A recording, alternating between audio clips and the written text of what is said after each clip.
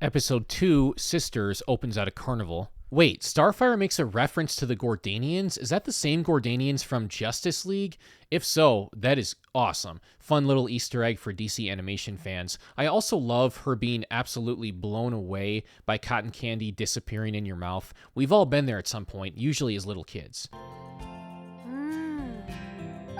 It vanished! Watching her experience things for the first time and become accustomed to the traditions of America and the world in general is a really fun perk of her character. In this episode, we meet Starfire's sister, Blackfire. Basically the complete opposite of Star. She's a sarcastic, cool rebel, a stark contrast to Star's childlike curiosity and naivete. Of course, the Titans all flock to Blackfire, which makes Star sad and jealous, understandably so. Hynden Walsh, I hope I said that right, the voice of Starfire, does a great job pulling double duty here as both sisters with opposing personalities. Side note, but Raven is a horror movie fan. Of course she is. I'm liking her more and more. Anyway, some aliens called Centauri come to Earth to capture Star when of course they were actually after Blackfire. Even as someone who hadn't watched the show in a long time and remembered very little about it, that was pretty obvious from the jump. But it must have been a pretty big surprise back in the day. Us as kids watching, like the Titans, thought that Blackfire was so cool.